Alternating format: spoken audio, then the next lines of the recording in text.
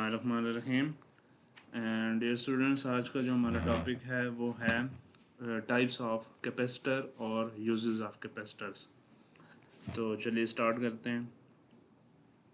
Capacitor जैसे कि आप पढ़ चुके हैं कि capacitor is a device which is use to store charge.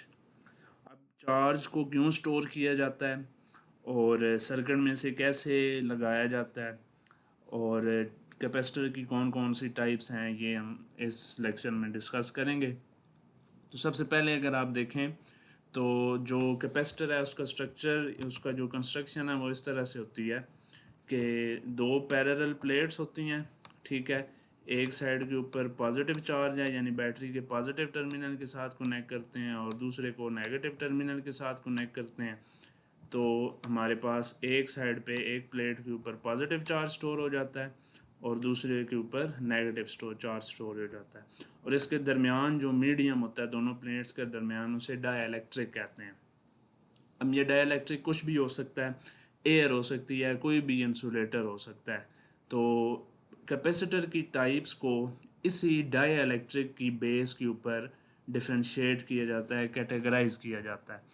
तो सबसे पहले तो जो हम कैपेसिटर पढ़ेंगे, जैसे मैंने आपको बताया कि डिफरेंट टाइप्स ऑफ डाइलेक्ट्रिक की बेस के ऊपर कैपेसिटर की डिफरेंट टाइप्स को कैटेगराइज किया जाता है।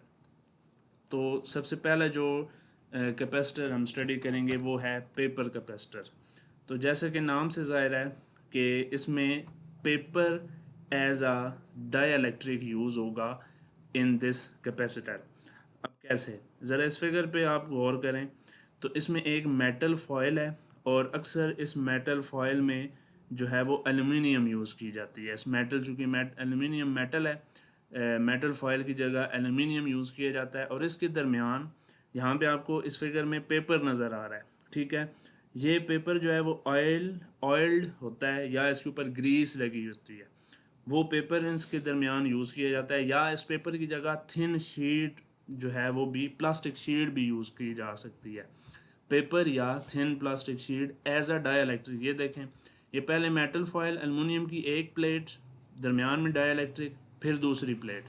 तो ये दोनों प्लेट्स के दरमियान डाइलेक्ट्रिक क्या यूज़ हो रहा है, पेपर, जिसके ऊपर आपने ऑयल्ड किया हुआ है जिसको, या जिसको आपने ग्रेस्ड किया हुआ है। तो ये था आपके पास पेपर कैपेसिटर। तो इसमें इन दोनों प्लेट्स के ऊपर चार्ज स्टोर हो जाता है और ये था इसका चार्ज स्टोर करने का मेथड और तरीका। इसको जो है फिर वो एक सिरे को पॉजिटिव और दूसरे एंड को नेगेटिव के साथ कनेक्ट कर दिया जाता है। तो रियल में जो है वो पेपर कैपेसिटर कुछ यूँ आपको नज़र आता है। ठीक है, तो ये इसके दो एंड्स बायर होते हैं जो कि जिनके ऊपर पॉजिटिव और नेगेटिव, जिनको कनेक्ट किया जाता है, एक साइड को पॉजिटिव से और एक साइड को नेगेटिव से। दूसरे नंबर पे जो हमारे पास कैपेसिटर है वो है मीका कैपेसिटर। मीका कैपेसिटर भी फिक्स्ड कैपेसिटर की एक एग्जांपल है। जो पेपर कैपेसिटर आपको बताइए वो भी फिक्स्ड कैपेसिटर है। फिक्स्ड कैपेसिटर का मतलब होता है ऐसा कैपेसिटर जिसकी कैपेसिटेंस फिक्स्ड हो, यानी जिसके अंदर जो ability to charge, store charge है वो चेंज ना हो। अभी हम आगे वेरिएबल कैपेसिटर को देखेंगे जो कि मूवेबल होंगे। तो फिक्स कैपेसिटर में ये होता है कि जो कैपेसिटेंस है वो चेंज नहीं होती, वो एक जैसी ही रहती है। मीका कैपेसिटर, मीका कैपेसिटर में डाइलेक्ट्रिक यूज़ होगा मीका शीट। अब ये जो मीका शीट है ये एक मटेरियल होता है जो कि शीट की फॉर्म में यूज़ किया जाता है इस मीका कैपेसिटर के अंदर। तो mica capacitor is used as a dielectric in mica capacitor. अब ज़रा इस डायग्राम को देखें तो यहाँ पे आपको नज़र आएगा ये एक पहली प्लेट है, ठीक है, और फिर ये दूसरी प्लेट है, और इसके दरमियान ये जो आपको जगह, ये जो ग्रे कलर की डॉटेड लाइन आपको नज़र आ रही है, ये बेसिकली डाइलेक्ट्रिक को शो कर रही है। मैंने बताया था प्लेट ए और प्लेट बी, ठीक है, यानी दो प्लेट्स होती हैं ना हमारे पास। तो ये प्लेट ए और ये प्लेट बी, इसके दरमियान ये जो सारे ये जो डाइलेक्ट्रिक यूज़ हुआ है, ठीक है, ये प्लेट ए, एक प्लेट और दूसरी प्लेट के दरमियान जो आप मटेरियल यूज़ करते हैं वो डाइलेक्ट्रिक कहलाता है। तो इसमें जो डाइलेक्ट्रिक है वो मीका शीट जो है वो यूज़ की जाती है। मीका शीट जो है ये बड़ी फ्रेजाइल किस्म की शीट होती है, इसलिए इस कैपेसिटर को प्लास्टिक की कोटिंग में एनक्लोज्ड कर दिया जाता है इस सारे जो कैपेसिटर है, तो जब क्लोज करके किया जाता है तो हमारे पास ये शेप आती है। ये आपके पास मीका कैपेसिटर की जो है वो रियल डायग्राम है जो कि सर्किट में कनेक्ट की जाती है। इसी तरह से हम अगर हमें ज़्यादा कैपेसिटेंस चाहिए हो तो ज़्यादा प्लेट्स जो हैं वो आपस में पाइल्ड अप कर दी जाती हैं, जोड़ दी जाती हैं। जैसे ये एक प्लेट है, ये फिर दूसरी प्लेट है। जितनी ज़्यादा आपको चार्ज स्टोर करवाना है उतनी ज़्यादा आपको नंबर ऑफ़ प्लेट्स इंक्रीज़ करना पड़ेंगी। तो इसी तरह आपको डाइलेक्ट्रिक की जो लेयर्स हैं वो भी इंक्रीज़ करना पड़ेंगी। ठीक है, एक प्लेट, उसके बाद फिर डाइलेक्ट्रिक, फिर दूसरी प्लेट, फिर डाइलेक्ट्रिक, यानी यूँ आप जो है वो मिका शीट यहाँ पे एज अ डाइलेक्ट्रिक यूज़ करके तो इस तरह से ये कैपेसिटर बना लिया जाता है। और ये जैसे आपके पास एक फिगर में शो हुआ है। थर्ड वन हमारे पास मूवेबल कैपेसिटर की एक टाइप है। इसमें कैपेसिटेंस फिक्स्ड नहीं होती। ठीक है, इसमें कैपेसिटेंस चेंज हो जाती है, यानी एबिलिटी टू स्टोर चार्ज जो है वो चेंज होती जाती है। वो किस तरह से, वो हम देखते हैं यहाँ पे। इसमें जो प्लेट्स हैं उनका एरिया चेंज कर दिया जाता है एक दूसरे के फेसिंग। यहाँ पे अगर आप, मैं बेसिक पे बात करता हूँ, ये अगर एक आपके पास प्लेट है और ये दूसरी प्लेट है, तो ये प्लेट्स अगर आप देखें तो एक दूसरे के सामने है ये, यानी इसके ऊपर अगर आप पॉजिटिव चार्ज आ रहा है इसके ऊपर, तो इसके ऊपर नेगेटिव चार्ज यहाँ पे आता है। तो यहाँ पे हम क्या करेंगे, वेरिएबल कैपेसिटर्स में हम क्या करते हैं कि प्लेट्स को आमने सामने कभी एक दूसरे के प्लेट्स के सामने आ जाती हैं, उस वक़्त इनकी जो कैपेसिटेंस है वो इंक्रीज़ हो जाती है। और जब ये दूर चली जाती हैं, यानी मूव, ये चूँकि मूवेबल है, तो कभी ये जो प्लेट है इस प्लेट के सामने आएगी तो कैपेसिटेंस इंक्रीज़ हो जाएगी। लेकिन जब ये मूव करती हुई दूसरी साइड पे, जैसे इस केस में यहाँ पे है, तो यहाँ पे अब इसकी जो कैपेसिटेंस है वो डिक्रीज़ हो जाती है और इसमें रोटेटिंग प्लेट्स लगाई जाती हैं। ये जो प्लेट्स हैं, ये एक प्लेट आपके पास फिक्स्ड होगी और दूसरी प्लेट आपके पास मूवेबल होगी। यानी प्लेट सिंगल प्लेट नहीं होती, डबल प्लेट, बहुत सारी प्लेट्स होती हैं। जैसे ये आपके पास बहुत सारी प्लेट्स हैं। अब ये वाली जो प्लेट है जहाँ पे अभी कर्सर है, ये आपकी मूवेबल प्लेट है। ये मूव करेगी, रोटेट करेगी और इसके सामने आ जाएगी।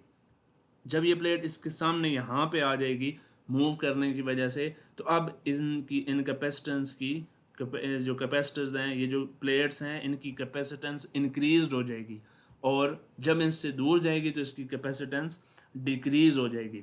और यहाँ पे एक दूसरे को टच नहीं करती हैं प्लेट्स एक दूसरे को। ठीक है, तो इस तरह से कैपेसिटेंस इंक्रीज़ और डिक्रीज़ कर दी जाती है। ठीक है, तो इसी कैपेसिटर को वेरिएबल कैपेसिटर कहा जाता है, क्योंकि इसमें आप कैपेसिटेंस को चेंज कर रहे होते हैं। कोई एक फिक्स कैपेसिटेंस आपके पास नहीं होती।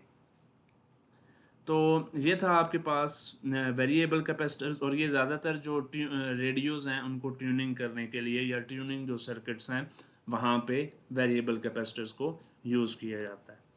देन हमारे पास आ जाता है इलेक्ट्रोलाइटिक कैपेसिटर। इलेक्ट्रोलाइटिक कैपेसिटर जो है वो नाम से ज़ाहिर है कि इसमें कोई इलेक्ट्रोलाइट यूज़ हो रहा है, और ये इलेक्ट्रोलाइट जो है वो एज आ डाइलेक्ट्रिक यूज़ होगा।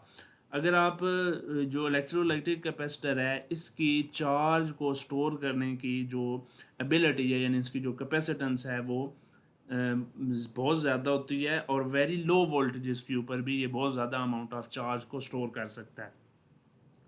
इसमें मेटल फॉयल है जो कि इलेक्ट्रोलाइट के साथ इन कांटेक्ट होती है। अब इलेक्ट्रोलाइट क्या होता है? इलेक्ट्रोलाइट ऐसा सॉल्यूशन होता है जिसमें आपके पास जो आयंस हैं वो आयंस की मोशन की वजह से कंडक्शन हो रही होती है उसमें। यानी इसमें जो चार्जेस हैं, वो जो चार्जेस से मुराद यहाँ पे पॉजिटिव और नेगेटिव चार्जेस, इलेक्ट्रॉन्स हैं, वो जो हैं वो उस वजह से इलेक्ट्रॉन्स जो हैं वो ऐसे उस सॉल्यूशन में जो इलेक्ट्रॉन्स हैं वो मोशन ऑफ आयंस, यानी जो आयन इलेक्ट्रॉन्स हैं वो मोशन की वजह से कंडक्ट करते हैं जो चार्ज को। ठीक है, तो जब वोल्टेज अप्लाई की जाती है फॉयल के ऊपर, ठीक है, फॉयल के ऊपर जब मेटल फॉयल जिसका आप बना रहे हैं, जिसका आप कैपेसिटर बना रहे हैं, उसको जब वोल्टेज अप्लाई की जाती है तो a thin layer of metal oxide ये जो मेटल ऑक्साइड ऑक्साइड बनाता है, ये मेटल और ये जो इलेक्ट्रोलाइट है ये एक थिन लेयर यहाँ पे बना देता है, और ये जो थिन लेयर बनती है ये एक्ट करती है एज अ डाई इलेक्ट्रिक। तो यहाँ इसकी मदद से बहुत ज़्यादा अमाउंट ऑफ जो चार्ज है उसको भी स्टोर किया जा सकता है, और वेरी लार्ज कैपेसिटेंस को जो है वो यहाँ से अचीव किया जा सकता है। तो इलेक्ट्रोलाइटिक कैपेसिटर की जो रियल आपके पास जो डायग्राम है वो यहाँ पे आपको शो हुई भी है। इसमें ये आपके पास 200 वोल्ट जो लिखा हुआ है ये इसकी मैक्सिमम ऑपरेटिंग वोल्टेज है। ये जो 470 माइक्रो फैरड लिखा हुआ है ये इसकी कैपेसिटेंस है। और यहाँ पे इसका ये एक जो सिरा है, यानी ये जो है ये पॉजिटिव है, और ये जो दूसरा एंड है ये नेगेटिव है, यानी ये वाला आप बैटरी के पॉजिटिव के साथ कनेक्ट करेंगे और ये वाला सिरा बैटरी के नेगेटिव के साथ कनेक्ट करेंगे। तो ये था आपके पास इलेक्ट्रोलाइटिक कैपेसिटर। लास्ट वन हमने यहाँ पे यूजेस ऑफ कैपेसिटर्स को देखना है। कैपेसिटर्स की बहुत ज़्यादा यूजेस हैं, ये आपको हर एक इलेक्ट्रॉनिक सर्किट में लगा हुआ नज़र आएगा। ये जो आपके पास ट्रांसमीटर्स हैं, रिसीवर्स हैं, रेडियो में आपको ट्रांसमीटर कैपेसिटर्स मिलता है। जितने भी वेव्स ट्रांसमिट करने वाली डिवाइसेस हैं वहाँ पे भी आपको कैपेसिटर्स मिलते हैं। इसी तरह से सीलिंग फ़ैन जो है हमारा छत के ऊपर लगा हुआ पंखा, टेबल फ़ैन हो, वहाँ पे भी कैपेसिटर लगा होता है। अक्सर जब वो वीक हो जाता है तो हम उसको चेंज कर देते हैं। वॉशिंग मशीन्स के अंदर और बहुत सारे ऐसे सर्किट्स हैं, हमारी इलेक्ट्रॉनिक डिवाइसेस हैं जिनमें कैपेसिटर्स का इस्तेमाल होता है। और कैपेसिटर्स इन डिवाइसेस में क्यों यूज़ किया जाता है? स्मूथ वर्किंग के लिए। ये जो कैपेसिटर है ये चार्ज और एनर्जी को स्टोर करता है। तो चार्ज और एनर्जी को स्टोर करने की वजह से जो डिवाइसेस हैं उनको स्मूथ रनिंग होती है और उनमें जर्क नहीं फील होता।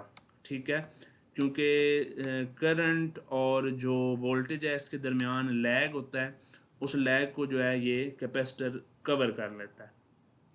कैपेसिटर्स और क्या काम करते हैं? Is use to separate high frequency and low frequency signals.